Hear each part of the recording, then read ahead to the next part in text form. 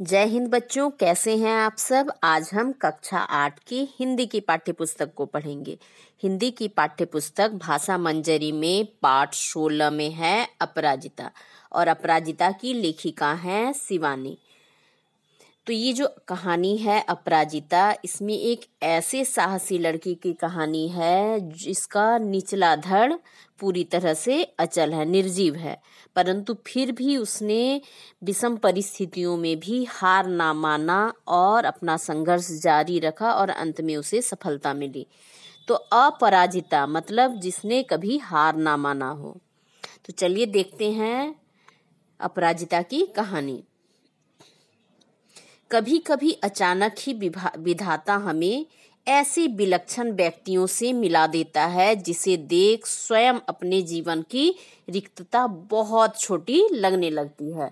तो कभी कभी क्या होता है, हम ऐसे लोगों से मिल लेते हैं जिसने जिंदगी में बहुत संघर्षों का सामना किया है, लेकिन हम क्या करते हैं, छोटी छोटी दिक्कतों से ही हार मान लेते हैं और भगवान को कोसने लगते हैं।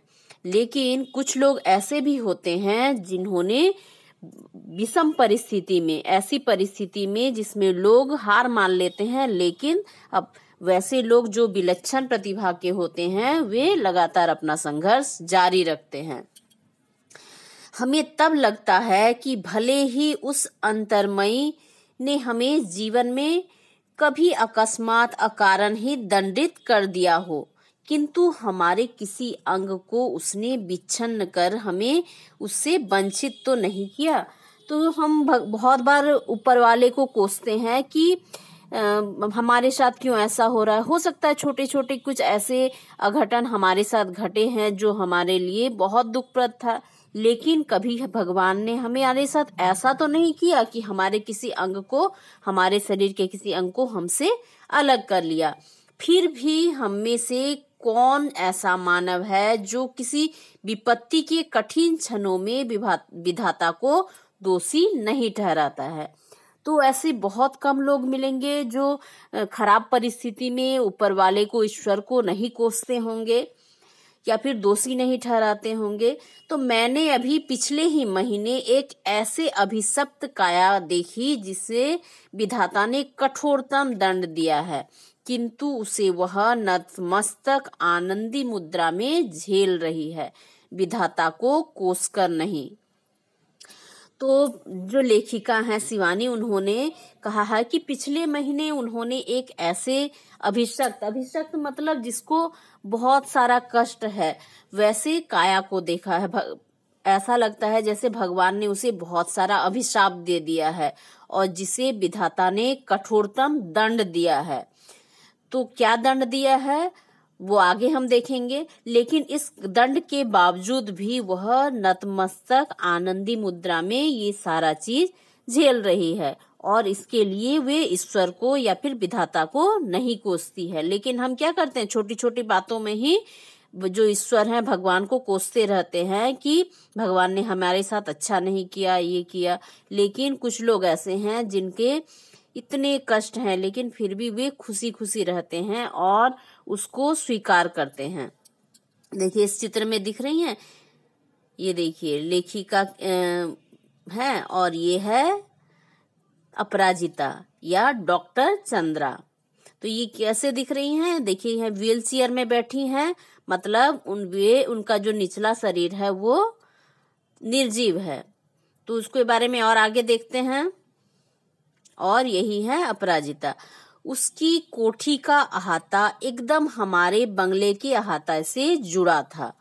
अपनी शानदार कोठी में उसे पहली बार कार से उतरते देखा तो आश्चर्य से देखती ही रह गई।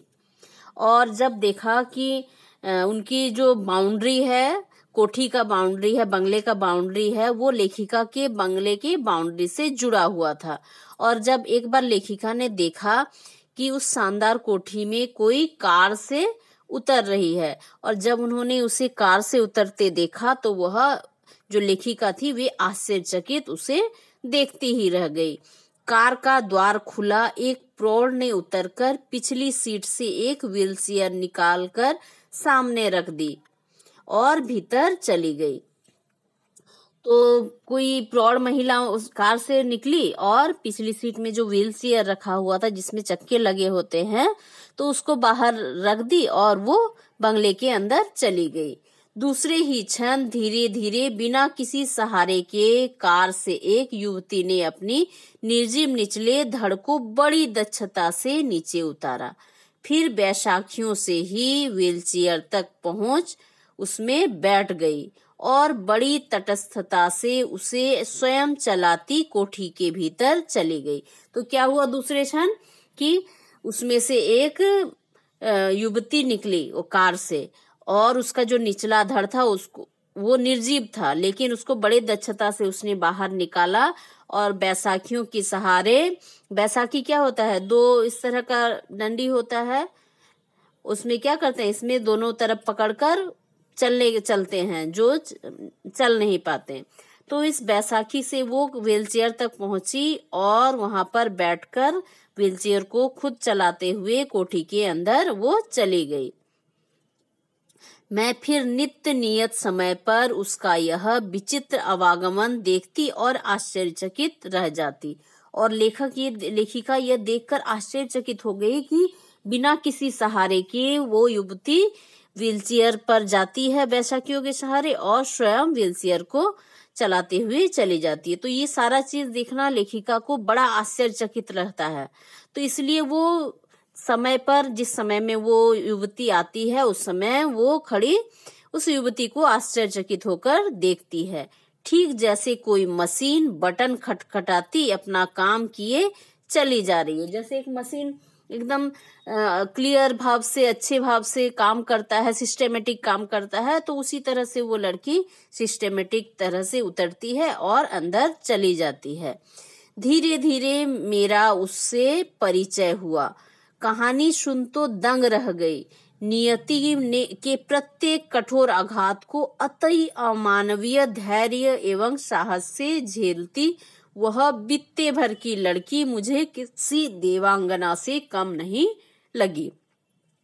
तो धीरे धीरे लेखिका का परिचय हुआ उस लड़की युवती से, और जब उसकी कहानी सुनी तो वो और दंग रह गई कि नियति ने उनके साथ कैसा अमानवीय व्यवहार किया है, कैसा आघात दिया है, लेकिन इस अमानवीय जो आघात है उसमें भी वो धैर्य और साहस के साथ उसे झेलती रही। और जब ये सारी बात लेखिका को पता चला तो वो युवती उन्हें किसी देवांगना से कम नहीं लगी। देवांगना क्या है? देवकन्या, जिसमें अद्भुत साहस होता है और जो सभी दिव्य शक्तियों से युक्त रहती है, तो उस देवांगना से वो कम नहीं लगी।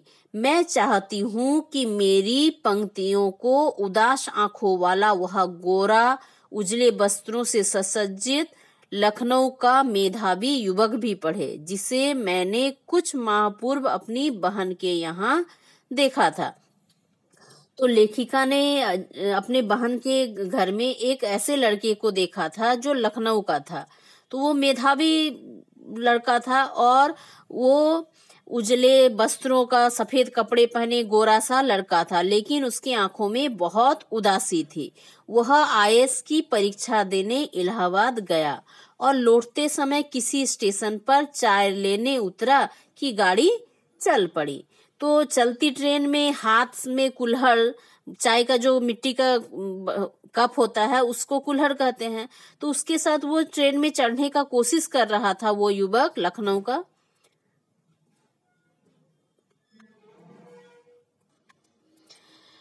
तो उस मेधावी जो युवक है उसको ये पढ़ना चाहिए। लेखिका कहती है कि वह जो लड़का था वो आईएएस की परीक्षा देने के लिए इलाहाबाद गया था और लौटते समय स्टेशन में चाय लेने के लिए उतरा और गाड़ी चलने लगी। और गाड़ी में जब वो चलने का प्रयास किया तो वो ट्रेन के नीचे गिरकर चक्के के नीचे, उसका जो पहिए के नीचे उसका हाथ पड़ गया और उसका दाहिना हाथ चला गया। मतलब उसको ऑपरेशन से निकाल देना पड़ा, लेकिन उसका जो प्राण था वो बच गया। तो किसी विच्छिन्न भुजा के साथ धीरे धीरे वह मानसिक संतुलन भी खो बैठा। लेकिन बस एक हाथ ही उसका गया था, लेकिन फिर भी वो क्या था, मानसिक रूप से असंतुलित हो गया था। पहले दुख भुलाने के लिए वे नशे का गोली खाने लगा और फिर नूर मंजिलों की शरण लेने लगा। केवल एक हाथ खोकर ही उसने हथियार डाल दिया। और इधर जो इंद्रा है, जिसका निचला धड़ निष्प्राण है, बस मांसपिंड है, लेकिन फिर भी वो सदा उत्फुल्लित, चेहरे पर विषाद की एक रेखा भी नहीं और बुद्धि दीप्त आंखों में अदम्य उत्साह, प्रतिपल प्रतिक्षण भरपूर उत्कट जिजीविषा और कैसी कैसी महत्वाकांक्षाएं। तो ये क्या है कि इसमें दुख की एक रेखा भी नहीं आपको दिखेगी, विषाद की रेखा नहीं, हमेशा खुश रहने वाली लड़की और हमेशा एक महत्वाकांक्षा के साथ जीने वाली लड़की, जबकि उसका पूरा जो निचला शरीर है वो निर्जीव है। लेकिन वो जो लखनऊ का युवक था, या फिर बहुत सारे ऐसे उदाहरण मिलेंगे जिसमें थोड़ी सी कमी होने पर ही वे नशे के शरण में चल जाते हैं और अपना आत्मविश्वास खो देते हैं और अपनी पूरी जिंदगी खराब कर लेते हैं। तो वैसे लोगों को डॉक्टर चंद्रा से प्रेरणा लेनी चाहिए, कुछ सीखना चाहिए कि सिर्फ छोटी सी कमी से हम जिंदगी में हार नहीं मानना चाहिए और उसमें हमें लड़ते रहना चाहिए और अपने आत्मविश्वास के साथ संघर्ष में जुड़े रहना चाहिए। मैडम, आप लखनऊ जाते ही क्या मुझे ड्रग रिसर्च इंस्टीट्यूट से पूछकर यह बताएंगी कि क्या वहां आने पर मेरे विषय माइक्रोबायोलॉजी से संबंधित कुछ सामग्री मिल सकेगी? तो लेखिका को चंद्रा कहती हैं कि जब आप लखनऊ जाइएगा तो वहाँ जो ड्रग रिसर्च सेंटर है वहाँ पूछकर बताइएगा कि मेरे जो सब्जेक्ट है माइक्रोबायोलॉजी उससे संबंधित कुछ सामग्री क्या वहाँ मिल सकती है, आप ये पता कीजिएगा। और मैडम, आप कह रही थी कि आपके दामाद हवाई के ईस्ट वेस्ट सेंटर में हैं, क्या आप उन्हें मेरा बायोडाटा भेजकर पूछ सकेंगी कि मुझे वहां की कोई फेलोशिप मिल सकती है? तो देखिए कितना उत्साह है, कितना कुछ करने की ललक है, जज्बा है कि वो हर चीज में इंटरेस्ट ले रही है और पता कर, लेखिका को भी कह रही है पता करने के लिए, फेलोशिप के लिए या फिर उसके सब्जेक्ट से रिलेटेड जो चीजें हैं उसको प्राप्त करने के लिए। तो कितनी उत्साही लड़की है, लेकिन हम छोटी छोटी चीजों से ही हार मान लेते हैं। जहां कभी सामान्य सी हड्डी टूटने पर या पैर में मोच आने पर भी हम प्राण ऐसे कंठगत हो जाते हैं जैसे विपत्ति का आकाश ही सिर पर टूट पड़ा है। और इधर लड़की है कि पूरा निचला धड़ शून्य है, फिर भी बोटी बोटी फड़क रही है। आजकल वह IIT मद्रास में काम कर रही है। तो ऐसे क्या होता है कि छोटा सा हड्डी फ्रैक्चर आ जाता है पैरों में या फिर हाथ में, या फिर छोटा सा मोच आ जाता है, तो उसमें ही लोग को ऐसा लगता है कि एक विपत्ति का आकाश टूट पड़ा है, उनके ऊपर विपत्ति टूट पड़ा है। और इधर ये लड़की चंद्रा है जिसका निचला धड़ ही पूरा शून्य है, लेकिन फिर भी उसका बोटी बोटी उत्साहित है कि कुछ करना है। तो आजकल वह IIT मद्रास में काम कर रही है। जन्म के 18वें महीने में ही उसकी गर्दन के नीचे का पूरा शरीर पोलियो से निर्जीव कर दिया हो। उसने किसी अद्भुत साहस से नियति को अंगूठा दिखाया और अपनी थीसिस कर डॉक्टरेट ली है। तो जब उनका जन्म हुआ था तो 18 महीने में ही पोलियो के कारण उनका जो निचला शरीर था पूरा निर्जीव हो गया था, लेकिन फिर भी उन्होंने नियति को अंगूठा दिखाकर उससे संघर्ष करते हुए थीसिस लिखकर डॉक्टरेट की उपाधि प्राप्त कर ली। मतलब उन्होंने PhD किया और डॉक्टरेट की उपाधि IIT मद्रास से प्राप्त किया। मैडम, मैं चाहती हूँ कि कोई मुझे सामान्य सा सहारा भी ना दे। आप तो देखती हैं मेरी माँ को मेरी कार चलानी पड़ती है। मैंने इसी से एक ऐसे कार का नक्शा बना दिया है जिससे मैं अपने पैरों के निर्जीव अस्तित्व को भी सजीव बना दूंगी। यह देखिए, मैंने अपनी प्रयोगशाला में अपना संचालन कैसे सुगम बना लिया है। मैं अपना सारा काम अब स्वयं निपटा लेती हूँ। तो जो लड़की है इन चंद्रा वो ये को कह रही है, लेखिका को कह रही है कि मैं नहीं चाहती कि कोई मुझे सहारा दे और मेरी माँ को मेरा कार चलाना पड़ता है मुझे कहीं जाने पर। तो मैंने एक कार का ऐसा नक्शा बनाया है जिससे मेरे निचले जो निर्जीव पैर हैं उसको भी सजीव बना देंगे। और देखिए मैं जो प्रयोगशाला में अपना काम करती हूँ तो वहां भी अपना काम मैं स्वयं कर लेती हूँ। मैंने इस तरह से सारी चीज को बना लिया है। उसने मुझे तस्वीर दिखाई और जो चंद्रा है उसने ये को जो लेखिका है उनको तस्वीर दिखाती है अपने लैब का, प्रयोगशाला का। समस्त सामग्री उसके हाथों की पहुंच तक ऐसी धरी थी कि निचला धड़ ऊपर उठाए बिना वह मनचाही सामग्री मेज पर से उतार सकती थी। तो उसकी हाइट इस तरह से रखी गई थी लैब में, प्रयोगशाला में मेज की, कि वो कोई भी चीज आराम से वहां से उठा सकती थी। किंतु उसकी आज की इस पटुता के पीछे है एक सुदृढ़ दृढ़ अभ्यास की यत्नाप्रद भूमिका। अभी तो ये सारे चीजें वो आसानी से उठा ले रही है, लेकिन इसके पीछे क्या है, उसका बहुत लंबा अभ्यास है और बहुत कष्टप्रद यातनाप्रद उसकी भूमिका है। और उसी के प्रयास के कारण, कठिन अभ्यास के कारण ही आज ये सफल हो सका है। स्वयं डॉक्टर चंद्रा के प्रोफेसर के शब्दों में, तो जो डॉक्टर चंद्रा के प्रोफेसर हैं उनके कुछ शब्द हैं, तो आप भी सुनिए उसे।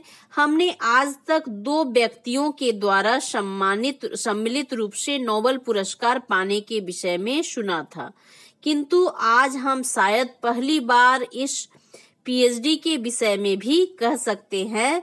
देखा जाए तो यह डॉक्टरेट भी संयुक्त रूप से मिलनी चाहिए डॉक्टर चंद्रा और उसकी अद्भुत साहसी जननी श्रीमती सुब्रमण्यम को। तो उनके जो प्रोफेसर हैं वे ऐसा क्यों कहते हैं कि नोबेल पुरस्कार तो सम्मिलित रूप से 2 लोगों को दिया जाता है, लेकिन ये जो डॉक्टरेट की उपाधि है ये भी सम्मिलित रूप से दिया जाना चाहिए डॉक्टर चंद्रा को और उनकी माँ शारदा सुब्रमण्यम को, क्योंकि डॉक्टर चंद्रा की पीएचडी को सफल बनाने में उनकी माँ का बहुत मेहनत है। हर क्लास में वो उनके पीछे खड़ी रही व्हीलचेयर को लेकर। 25 वर्ष तक इस सहिष्णु महिला ने पुत्री के साथ साथ कैसी कठिन साधना की और इस साधना का सुखद अंत हुआ 1976 में। तो 25 वर्षों तक जो उनकी माँ थी डॉक्टर चंद्रा की, उनको बहुत मेहनत करना पड़ा और बहुत कठिन साधना के बाद इसका सुखद अंत हुआ 1976 में। देखिए यहाँ चित्र में कौन दिख रही है, अपराजिता डॉक्टर चंद्रा। तो 1976 में इसका परिणाम निकला जब चंद्रा को डॉक्टरेट मिली माइक्रोबायोलॉजी में। तो इसके पीछे क्या था, डॉक्टर चंद्रा का भी मेहनत था और उनकी माँ डॉक्टर श्रीमती सुब्रमण्यम का भी कठिन परिश्रम था, कठिन साधना था। और यदि डॉक्टर सुब्रमण्यम की माँ हार मान जाती तो डॉक्टर चंद्रा कभी भी पीएचडी या डॉक्टरेट की उपाधि नहीं प्राप्त कर सकती। अपंग स्त्री पुरुषों में इस विषय में डॉक्टरेट पाने वाली डॉक्टर चंद्रा प्रथम भारतीय हैं। जब से सामान्य ज्वर के चौथे दिन पक्षाघात हुआ तो गर्दन के नीचे उसका सर्वांग अचल हो गया। तो जब सामान्य सा बुखार हुआ था, लेकिन चौथे दिन क्या हुआ, उनके गले से, डॉक्टर चंद्रा के गले के निचला भाग क्या हो गया, अचल हो गया, मतलब वो काम करना बंद हो गया। भयभीत होकर उन्होंने इसे बड़े बड़े डॉक्टर को दिखाया। सबने एक स्वर में कहा, आप व्यर्थ पैसा बर्बाद मत कीजिए, आपकी पुत्री जीवन भर केवल गर्दन ही हिला पाएगी, संसार की कोई भी शक्ति इसे रोग मुक्त नहीं कर सकती। तो सहसा श्रीमती सुब्रमण्यम का कंठ अवरुद्ध हो गया और ये बताते हुए उनके गला भर आया डॉक्टर चंद्रा की माँ का, कि जब वो ये बता रही हैं कि बचपन में उसका इस तरह से पक्षाघात हो गया और बस गर्दन ही हिला पाई और सभी डॉक्टर ने मना कर दिया कि इसको अब नहीं ठीक किया जा सकता। फिर भी धीमे स्वर में मुझे बताने लगी और गला भरने के बाद भी डॉक्टर चंद्रा की माँ ने लेखिका को बताना शुरू किया कि मेरे गर्भ में तब उसका भाई आ गया था। उसके भयानक अभिशाप के बावजूद मैंने कभी विधाता से यह नहीं कहा कि प्रभु इसे उठा लो, इसके इस जीवन से तो मौत भली है। तो साधारणतः लोग कहते हैं यदि किसी बच्चे को बहुत कष्ट होता है, इस तरह से शरीर निर्जीव हो जाता है, तो कहते हैं इतना कष्ट से अच्छा है कि प्रभु तुम इसे उठा लो। लेकिन डॉक्टर चंद्रा की माँ ने कभी ऐसा नहीं कहा। वे लेखिका से कहती हैं कि मैं निरंतर उसके जीवन की भीख ही मांगती रही और ईश्वर से प्रार्थना करती रही कि मेरी जो पुत्री है वो सुरक्षित रहे। केवल सिर हिलाकर इधर उधर देख भर सकती थी, ना हाथों में गति थी ना पैरों में। फिर भी मैंने आशा नहीं छोड़ी। एक ऑर्थोपेडिक सर्जन की बड़ी ख्याति सुनी और वहीं ले गई। ये सारी बातें डॉक्टर चंद्रा की माँ श्रीमती सुब्रमण्यम लेखिका को बता रही हैं। 1 वर्ष तक कष्टसाध्य उपचार चला और एक दिन स्वयं ही इसके ऊपरी धड़ में गति आ गई और हाथ हिलने लगी, नन्ही उंगलियां मुझे बुलाने लगी। और 1 वर्ष तक पूरा ट्रीटमेंट चला ऑर्थोपेडिक सर्जन के पास।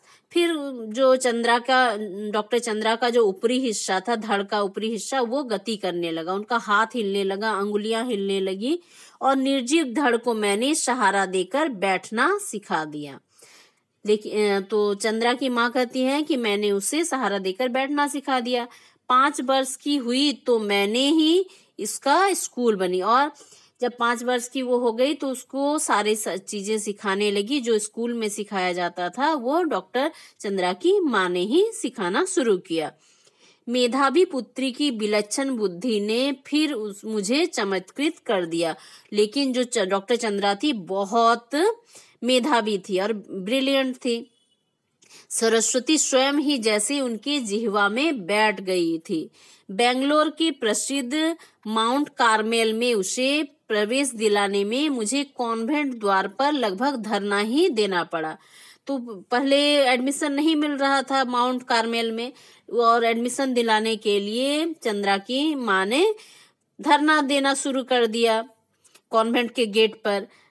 तो जो मदर थी उन्होंने कहा कि नहीं मिसेस सुब्रमण्यम, हमें आपसे पूरी सहानुभूति है, पर आप ही सोचिए आपकी पुत्री की व्हीलचेयर लेकर कौन पूरे क्लासरूम में घूमता फिरेगा। हम तो उसे एडमिशन ले लेंगे लेकिन व्हीलचेयर को लेकर कौन घूमेगा। तो लेखिका से कह रही हैं चंद्रा की माँ कि उस समय मैंने कहा कि मदर से कहा कि आप चिंता ना करें मदर, मैं हमेशा उसके साथ रहूंगी। और फिर पूरी कक्षाओं में अपंग पुत्री की कुर्सी की परिक्रमा मैं स्वयं करती रही। तो उनकी चंद्रा की माँ ही उनको लेकर पूरे पीरियड में घूमती रहती थी, क्लास में जहां पर उनको पढ़ना होता था वहां लेकर घूमती रखती थी। वे पीरियड दर पीरियड उसके पीछे खड़ी रहती और प्रत्येक परीक्षा में सर्वोच्च स्थान प्राप्त कर चंद्रा ने स्वर्ण पदक जीता। और वो तो ऐसे ही बुद्धिमान थी, ब्रिलियंट थी, इंटेलिजेंट थी, तो उसने परीक्षाओं में जितने भी परीक्षाओं में सब में वे फर्स्ट हुई और गोल्ड मेडल भी उनको मिला। बीएससी किया प्राणी शास्त्र में, एमएससी में प्रथम स्थान प्राप्त किया और बेंगलोर के प्रख्यात इंस्टीट्यूट ऑफ साइंस में अपने लिए स्पेशल सीट अर्जित किया। तो उनको बेंगलोर में इंस्टीट्यूट ऑफ साइंस में एक स्पेशल सीट उनको मिला। केवल अपनी निष्ठा, धैर्य एवं साहस से 5 वर्ष तक प्रोफेसर सेठना के निर्देशन में शोध कार्य किया और प्रोफेसर सेठना के निर्देशन में उन्होंने अपना शोध कार्य 5 वर्षों तक किया। और इसी बीच माता पिता ने पेंसिल्वानिया से व्हीलचेयर मंगवा दिया, जिसे डॉक्टर चंद्रा स्वयं चलाती हुई पूरी प्रयोगशाला में बड़ी सुगमता से घूम सकती थी। तो उनके लिए व्हीलचेयर मंगा दिया गया और उस चेयर को से वे सभी प्रयोगशाला में आराम से घूम सकती थी। लेदर जैकेट के कठिन जिरह बख्तर में कसी उस हंसमुख लड़की को देखकर मुझे युद्ध क्षेत्र में डटे राणा संघा का स्मरण हो आता था। तो वो लेदर के जैकेट में जकड़ी हुई लड़की थी, क्योंकि उसका निचला भाग पूरा निर्जीव था और व्हील चेयर में बैठी हुई थी, लेकिन फिर भी उसके मुख में क्या था, मुस्कान रहता था। एक हंसमुख लड़की थी। तो ये सारी चीज देखकर लेखिका को राणा संघा की याद आ जाता था, जिन्होंने युद्ध के विषम परिस्थितियों में भी विक्षत शरीर होने के बाद, असंख्य घाव होने के बाद भी उनकी जो आभा मंडल थी वो भव्य मुद्रा में थी, मतलब उसमें विषाद की एक रेखा भी नहीं थी। तो उसी राणा संघा के साथ ये डॉक्टर चंद्रा का कंपेयर करते हुए कहती हैं कि इतनी कठिनाइयों के बाद भी डॉक्टर चंद्रा के मुख में हंसी रहती थी। और डॉक्टर चंद्रा ये से लेखिका से कहती हैं कि मैडम आप तो लिखती हैं, मेरी ये कविताएं देखिए, हम कुछ दम है क्या इनमें। तो जो डॉक्टर चंद्रा है वो लिखने का भी कार्य करती हैं। तो वो लेखिका को दिखाती हैं कि देखिए मैं कविताएं लिखा है मैंने, और ये कविताएं कैसी हैं आप बताइए। देखिए इस चित्र में वो पुरस्कार लेती हुई डॉक्टर चंद्रा को दिखाया गया है। तो मैंने जब वे कविताएं देखी तो आंख भर आई। जो उदासी उसके चेहरे पर कभी नहीं आने पाई, वह अनजाने में उसकी कविताओं में छलक आई थी। फिर उसने अपनी कढ़ाई बुनाई के सुंदर नमूने दिखाए। लड़की दोनों हाथ जैसे दोनों पैर का भी काम करते हों। निरंतर मशीन खटखटा में चलते रहते हैं। तो जब लेखिका ने डॉक्टर चंद्रा की कविताओं को देखा, तब उनको उनके दुख का एहसास हुआ कि जो दुख उनके चेहरे पर कभी नहीं आ सकी, वे उनकी कविताओं में झलक रही थी। और डॉक्टर चंद्रा ने लेखिका को उनकी कढ़ाई के कुछ नमूने दिखाए, और उनके पैर तो निर्जीव थे, लेकिन फिर भी जो मशीन खटखट लगातार चलते हुए वो मशीन से काम करती है कढ़ाई बुनाई का। जर्मन भाषा में माता पुत्री दोनों ने मैक्स मूलर भवन से विशेष योग्यता सहित परीक्षा उत्तीर्ण की।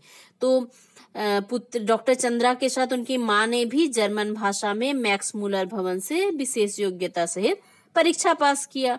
गर्ल्स गाइड में राष्ट्रपति का स्वर्ण कार्ड पाने वाली प्रथम अपंग बालिका थी डॉक्टर चंद्रा। यही नहीं, भारतीय एवं पश्चात संगीत दोनों में उनकी समान रुचि थी।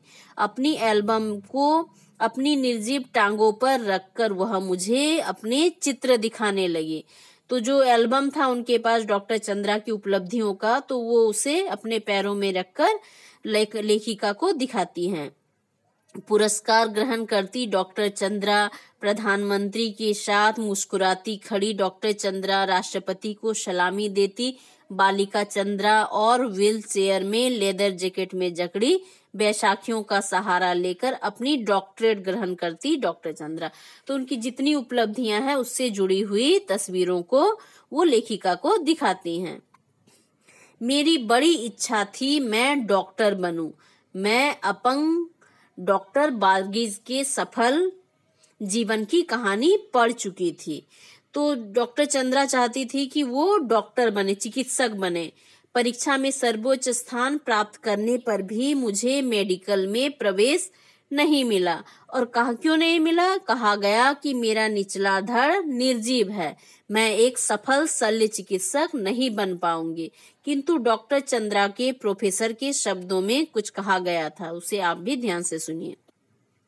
मुझे यह कहने में रंच मात्र भी हिचकिचाहट नहीं होती कि डॉक्टर चंद्रा ने विज्ञान की प्रगति में महान योगदान दिया है। चिकित्सा ने जो खोया वह विज्ञान ने पाया। ऐसा क्यों कहा उनके प्रोफेसर ने? चिकित्सा ने खोया क्योंकि वो सर्वोच्च स्थान प्राप्त की थी, लेकिन फिर भी उनको मेडिकल में चांस नहीं मिला। लेकिन जब वो रिसर्च की तो उनके द्वारा किए गए कार्यों से विज्ञान की बहुत प्रगति हुई। इसलिए उन्होंने कहा कि चिकित्सा ने जो खोया उसे विज्ञान ने पाया। डॉक्टर चंद्रा के एल्बम के अंतिम पृष्ठ पर उनकी जननी का बड़ा सा चित्र है, जिसमें वे जेसी बेंगलोर द्वारा प्रदत्त एक विशिष्ट पुरस्कार ग्रहण कर रही हैं। और इसमें जो अंतिम पेज है उसमें डॉक्टर चंद्रा की माँ का एक बड़ा सा चित्र है और जिसमें वे पुरस्कार ग्रहण कर रही हैं, वीर जननी का पुरस्कार। तो वो तो वीर जननी ही है। अपने पुत्री के साथ उन्होंने भी बड़ा संघर्ष किया है, लंबा संघर्ष किया है। बहुत बड़ी बड़ी उदास आंखें जिसमें माँ की व्यथा भी है। तो जब पुरस्कार ले रही हैं उस चित्र में दिख रहा है कि उनकी आंखों में उदासी है और पुत्री की भी, उनकी उदासी और पुत्री की उदासी, दोनों की उदासी उनकी आंखों में दिख रहा है। बहुत अपनी सारे सुख त्याग कर नित्य छाया बनी पुत्री की पहिया लगी कुर्सी के पीछे चक्र सी घूमती जननी, और अपना सारा सुख त्याग कर बस पुत्री के पीछे ही लगी रही और सारे समय वो पहिया बनकर उनकी कुर्सी के पीछे चक्र के समान घूमते रहे। उनको इस क्लास से उस क्लास ले जाना, कॉलेज से एक कॉलेज से दूसरे कॉलेज, प्रयोगशाला ले जाना, ये सारे काम वो करती रही। नाक के दोनों ओर हीरे की दो जगमगाती लौंगों, अधरों पर विजय का उल्लास और जूड़े में पुष्प बेनी। तो ये उनकी माँ का वर्णन करते हुए लेखिका कहती है कि फिर भी क्या था, उदासी के साथ ही उनके मन में, उनके होठों पर विजय का उल्लास भी था। मेरे कानों में उस अद्भुत साहसी जननी शारदा सुब्रमण्यम के शब्द अभी भी जैसे गूंज रहे हैं। ईश्वर सब द्वार एक साथ बंद नहीं करता, यदि एक द्वार बंद करता भी है तो दूसरे द्वार खोल भी देता है। तो डॉक्टर चंद्रा की माँ ने लेखिका से कहा था, वो शब्द लेखिका के कानों में गूंज रहे हैं। तो डॉक्टर चंद्रा की माँ जो थी डॉक्टर शारदा सुब्रमण्यम, उनके शब्द थे, ईश्वर सभी द्वार एक साथ बंद नहीं करता, यदि एक द्वार बंद करता है तो दूसरा द्वार खोल देता है। इसलिए हमें ईश्वर को नहीं कोसना चाहिए बल्कि धन्यवाद देना चाहिए कि उसने हमारे लिए एक द्वार खोल के रखा है। और यदि वो शुरू से ही हार मान लेती कि मेरा निचला शरीर निर्जीव है, या फिर उनकी माँ हार मान लेती, तो वो आज उस मुकाम तक नहीं पहुंच पाती जहां वो पहुंची है। तो इसलिए किसी को भी हार नहीं माननी चाहिए, अपनी कमियों से उसे अपना साहस बनाना चाहिए। तो एक नेगेटिव पक्ष होता है तो एक सकारात्मक पक्ष, पॉजिटिव पक्ष भी होता है। तो हमेशा हमें पॉजिटिव पक्ष को लेकर ही चलना चाहिए। तो जो रचना था, लेखिका ने एक ऐसी दिव्यांग महिला के परिचय कराया जिसने असीम धैर्य, दृढ़ संकल्प, इच्छा शक्ति और अद्भुत लगन है, और अपनी विकलांगता पर विजय प्राप्त कर वह सफलता का शिखर छू लेती है।